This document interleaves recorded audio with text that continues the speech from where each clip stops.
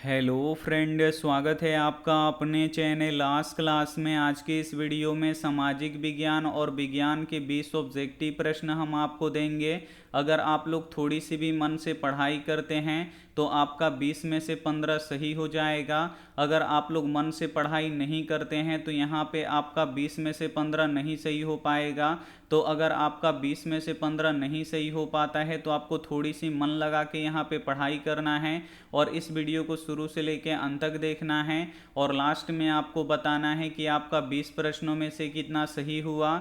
और हमारे वेबसाइट पे ऑनलाइन टेस्ट चल रहा है, तो अभी तक आप टेस्ट नहीं दिए हैं तो जाके टेस्ट दे लीजिएगा।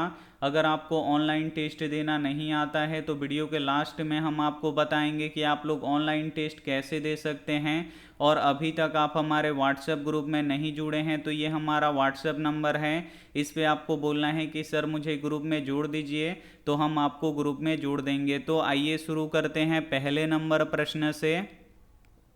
तो पहला नंबर प्रश्न है कि चुंबकीय क्षेत्र रेखाएं कैसी होती हैं। काफ़ी महत्वपूर्ण प्रश्न है। यहाँ पे आपको बताना है कि चुंबकीय क्षेत्र रेखाएं कैसी होती हैं। तो जो चुंबकीय क्षेत्र रेखाएं होती हैं वो काल्पनिक होती हैं। यहाँ पे ए वाला ऑप्शन बिल्कुल ही सही हो जाएगा। और जो चुंबकीय क्षेत्र रेखाएं होती हैं ये उत्तरी ध्रुव से निकलती हैं और दक्षिणी ध्रुव में प्रवेश करती हैं, इसे आपको याद रखना है। और जो चुंबकीय क्षेत्र रेखाएं होती हैं ये आपस में एक दूसरे को कभी नहीं काटती हैं, तो इसे भी साथ में आपको याद रखना है। आइए देखते हैं अगला प्रश्न, दो नंबर प्रश्न है कि किसे समाजवादियों का बाइबिल कहा जाता है। ये भी काफ़ी महत्वपूर्ण प्रश्न है। यहाँ पे आपको बताना है कि किसे समाजवादियों का बाइबिल कहा जाता है। तो दास कैपिटल को समाजवादियों का बाइबिल कहा जाता है। यहाँ पे सी वाला ऑप्शन बिल्कुल ही सही हो जाएगा। एक प्रश्न ये भी पूछा जाता है कि दास कैपिटल किसने लिखा है। तो कार्ल मार्क्स ने लिखा है, इसे आपको याद रखना है। एक प्रश्न ये भी पूछा जाता है कि दास कैपिटल कब प्रकाशित हुआ।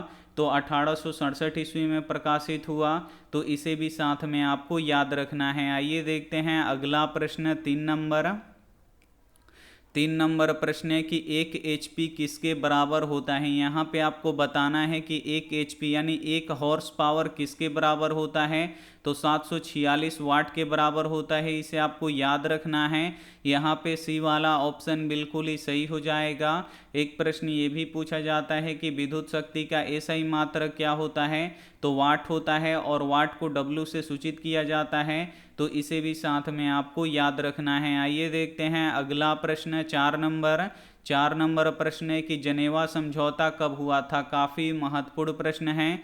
यहाँ पे आपको बताना है कि जनेवा समझौता कब हुआ था। तो जनेवा समझौता 1954 में हुआ था। यहाँ पे ए वाला ऑप्शन बिल्कुल ही सही हो जाएगा। एक प्रश्न ये भी पूछा जाता है कि जनेवा समझौता में किस देश को 2 बराबर भागों में बांट दिया गया।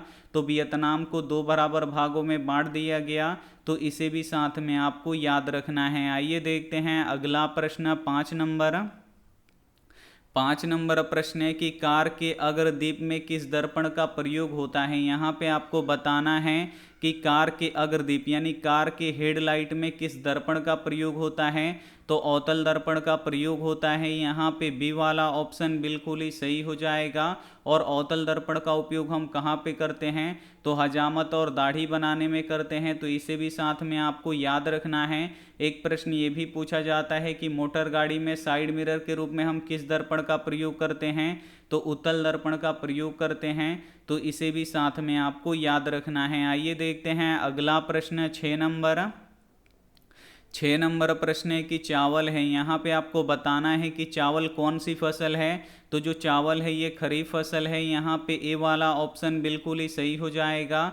एक प्रश्न ये भी पूछा जाता है कि भारत का मुख्य खाद्य फसल कौन सा है। तो चावल है, इसे आपको याद रखना है। एक प्रश्न ये भी पूछा जाता है कि चावल किस राज्य में सबसे अधिक होता है। तो वेस्ट बंगाल यानी पश्चिम बंगाल में सबसे अधिक होता है, तो इसे भी साथ में आपको याद रखना है। और जो गेहूं होता है ये रबी फसल होता है, तो इसे भी साथ में आपको याद रखना है। आइए देखते हैं अगला प्रश्न, 7 नंबर प्रश्न है कि अमीबा अपना भोजन कैसे पकड़ता है। यहाँ पे आपको बताना है कि अमीबा अपना भोजन कैसे पकड़ता है, तो कुटपाद के द्वारा पकड़ता है। यहाँ पे सी वाला ऑप्शन बिल्कुल ही सही हो जाएगा।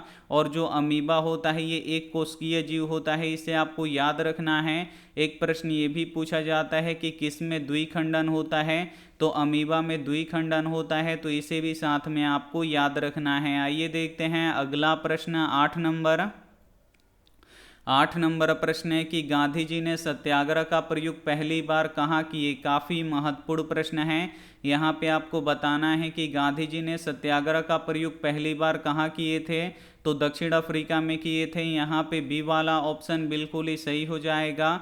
एक प्रश्न ये भी पूछा जाता है कि गांधी जी दक्षिण अफ्रीका से भारत कब आए, तो 1915 ईस्वी में आए, तो इसे भी साथ में आपको याद रखना है। काफ़ी महत्वपूर्ण 20 ऑब्जेक्टिव प्रश्न हम आपको बताएंगे और आपको 20 में से मात्र 15 सही करके दिखाना है। तो इस वीडियो को आपको शुरू से लेकर अंत तक देखना है। और वीडियो को अभी तक आप लाइक नहीं किए तो प्लीज़ आप लोग वीडियो को लाइक कर दीजिएगा। और चैनल को अभी तक आप सब्सक्राइब नहीं किए तो चैनल को सब्सक्राइब करके साथ में बेल आइकन को ऑल पे दबा लीजिएगा, ताकि जब भी लाइव क्लास हो तो आपके पास नोटिफिकेशन पहुंचता रहे। आइए देखते हैं अगला प्रश्न 9 नंबर प्रश्न है कि कार्बन का शुद्ध रूप कौन सा है। यहाँ पे आपको बताना है कि कार्बन का शुद्ध रूप क्या होता है, तो हीरा होता है, इसे आपको याद रखना है। यहाँ पे ए वाला ऑप्शन बिल्कुल ही सही हो जाएगा।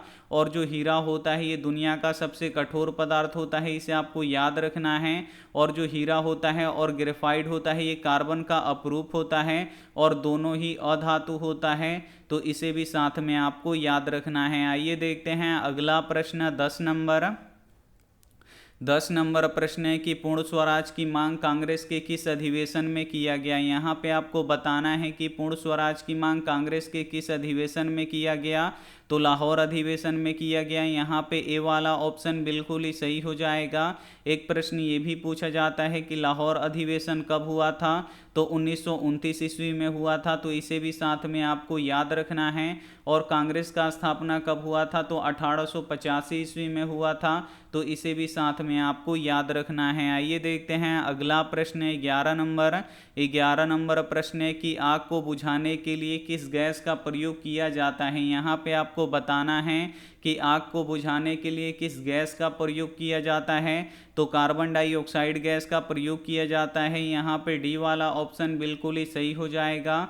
एक प्रश्न ये भी पूछा जाता है कि कार्बन डाइऑक्साइड वायुमंडल में कितना प्रतिशत पाया जाता है, तो 0.03% पाया जाता है, इसे आपको याद रखना है। और वायुमंडल में ऑक्सीजन कितना प्रतिशत पाया जाता है, तो 21% पाया जाता है, इसे आपको याद रखना है।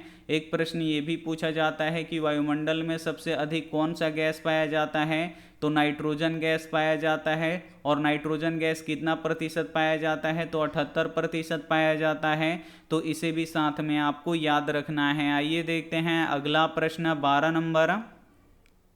12 नंबर प्रश्न है कि भारत में कागजी नोट कौन जारी करता है। यहाँ पे आपको बताना है कि भारत में कागजी नोट कौन जारी करता है, तो रिजर्व बैंक ऑफ इंडिया करता है। यहाँ पे बी वाला ऑप्शन बिल्कुल ही सही हो जाएगा। एक प्रश्न ये भी पूछा जाता है कि भारत का वित्तीय बैंक कौन सा है, तो भारत का वित्तीय bank reserve bank of India है, इसे आपको याद रखना है। और रिजर्व बैंक ऑफ इंडिया का स्थापना कब हुआ था, तो 1 अप्रैल 1935 ईस्वी को हुआ था, इसे आपको याद रखना है। एक प्रश्न ये भी पूछा जाता है कि भारत का सबसे बड़ा बैंक कौन सा है, तो स्टेट बैंक ऑफ इंडिया है, तो इसे भी साथ में आपको याद रखना है। आइए देखते हैं अगला प्रश्न 13 नंबर प्रश्न है कि धातुएं इलेक्ट्रॉन का क्या करती हैं। यहाँ पे आपको बताना है कि धातुएं इलेक्ट्रॉन का क्या करती हैं, तो जो धातुएं होती हैं ये इलेक्ट्रॉन का त्याग करती हैं।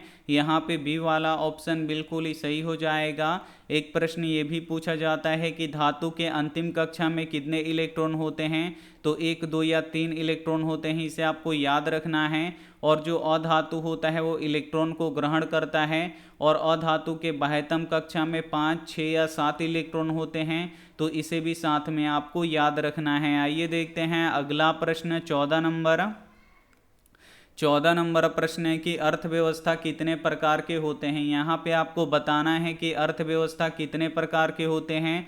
तो अर्थव्यवस्था 3 प्रकार के होते हैं। यहाँ पे बी वाला ऑप्शन बिल्कुल ही सही हो जाएगा।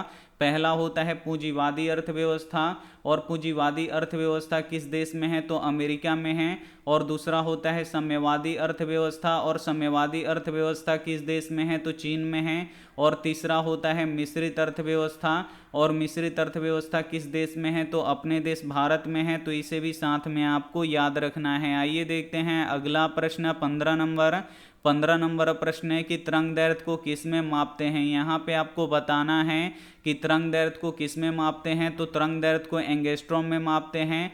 यहाँ पे बी वाला ऑप्शन बिल्कुल ही सही हो जाएगा। एक प्रश्न ये भी पूछा जाता है कि किस रंग का तरंग दैर्ध्य सबसे अधिक होता है, तो लाल रंग का तरंग दैर्ध्य सबसे अधिक होता है। एक प्रश्न ये भी पूछा जाता है कि किस रंग का तरंग दैर्ध्य सबसे कम होता है, तो बैंगनी रंग का तरंग दैर्ध्य सबसे कम होता है। तो इसे भी साथ में आपको याद रखना है। आइए देखते हैं अगला प्रश्न 16 नंबर प्रश्न है कि भारत में वित्तीय वर्ष कहा जाता है। यहाँ पे आपको बताना है कि भारत में वित्तीय वर्ष कहा जाता है तो 1 अप्रैल से लेके 31 मार्च तक का जो दिन होता है उसे भारत में वित्तीय वर्ष कहा जाता है। यहाँ पे सी वाला ऑप्शन बिल्कुल ही सही हो जाएगा। एक प्रश्न ये भी पूछा जाता है कि भारत में वित्तीय वर्ष कब से शुरू होता है, तो 1 अप्रैल से शुरू होता है। तो इसे भी साथ में आपको याद रखना है। आइए देखते हैं अगला प्रश्न 17 नंबर प्रश्न है कि ओजोन का निर्माण होता है किससे। यहाँ पे आपको बताना है कि ओजोन का निर्माण किससे होता है, तो ऑक्सीजन के 3 परमाणुओं से होता है। यहाँ पे बी वाला ऑप्शन बिल्कुल ही सही हो जाएगा। और ओजोन का रासायनिक सूत्र क्या होता है, O3 होता है। और जो ओजोन होता है ये परावैंगनिक किरणों को छानने का कार्य करता है। तो इसे भी साथ में आपको याद रखना है। एक प्रश्न ये भी पूछा जाता है कि ओजोन को नष्ट कौन कर रहा है, तो CFC गैस कर रहा है। और CFC का पूरा नाम क्या होता है, तो क्लोरोफ्लोरोकार्बन होता है। तो इसे भी साथ में आपको याद रखना है। आइए देखते हैं अगला प्रश्न 18 नंबर प्रश्न है कि भारत में किस प्रकार के लोकतंत्र की व्यवस्था है। यहाँ पे आपको बताना है कि भारत में किस प्रकार के लोकतंत्र की व्यवस्था है, तो अप्रत्यक्ष लोकतंत्र की व्यवस्था है। यहाँ पे बी वाला ऑप्शन बिल्कुल ही सही हो जाएगा। एक प्रश्न ये भी पूछा जाता है कि प्रत्यक्ष लोकतंत्र किस देश में है, तो स्विट्जरलैंड में है। तो इसे भी साथ में आपको याद रखना है। और जो लोकतंत्र में फैसले लिए जाते हैं ये देर से लिए जाते हैं। तो इसे भी साथ में आपको याद रखना है। आइए देखते हैं अगला प्रश्न 19 नंबर प्रश्न है कि अंगूर में कौन सा अम्ल पाया जाता है। यहाँ पे आपको बताना है कि अंगूर में कौन सा अम्ल पाया जाता है, तो अंगूर में टार्टरिक अम्ल पाया जाता है। यहाँ पे ए वाला ऑप्शन बिल्कुल ही सही हो जाएगा। और इमली में कौन सा अम्ल पाया जाता है, तो इमली में भी टार्टरिक अम्ल पाया जाता है, इसे आपको याद रखना है। और टमाटर में कौन सा अम्ल पाया जाता है, तो ऑक्जेलिक अम्ल पाया जाता है। और नींबू और संतरे में सिट्रिक अम्ल पाया जाता है। और फॉर्मिक अम्ल किस में पाया जाता है, तो चींटियों में पाया जाता है। तो इसे भी साथ में आपको याद रखना है। आइए देखते हैं अंतिम प्रश्न 20 नंबर प्रश्न है कि किस राज्य में मसाला सबसे अधिक होता है। यहाँ पे आपको बताना है कि किस राज्य में मसाला सबसे अधिक होता है, तो केरल राज्य में मसाला सबसे अधिक होता है। यहाँ पे ए वाला ऑप्शन बिल्कुल ही सही हो जाएगा।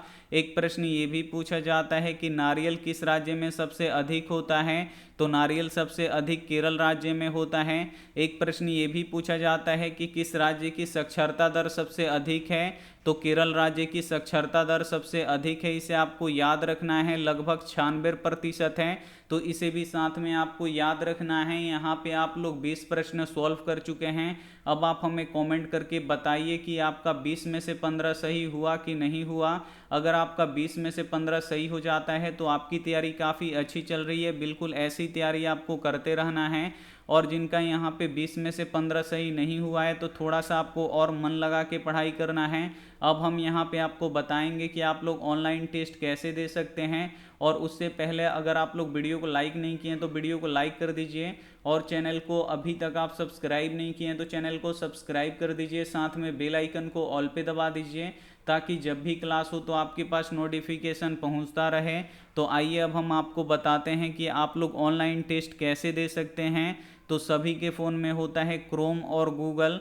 तो दोनों में से किसी एक को आपको ओपन कर लेना है। और जैसे ही क्रोम और गूगल ओपन हो जाएगा तो यहाँ पे देखिए एक सर्च बॉक्स दिखेगा, बस इसमें आपको लिखना है ASK और यहाँ पे CLASS। यहाँ पे आपको आस्क क्लास लिख देना है और आस्क क्लास लिख के यहाँ पे सर्च कर देना है। तो जैसे ही सर्च कीजिएगा यहाँ पे लिखा हुआ आ जाएगा आस्क क्लास, तो इसी पे आपको क्लिक करना है। और जैसे ही आप लोग क्लिक कीजिएगा यहाँ पे वेबसाइट ओपन हो जाएगा। अगर आपको टेस्ट लगाना है तो यहाँ से टेस्ट लगा सकते हैं, अगर आपको PDF डाउनलोड करना है तो यहाँ से PDF डाउनलोड कर सकते हैं।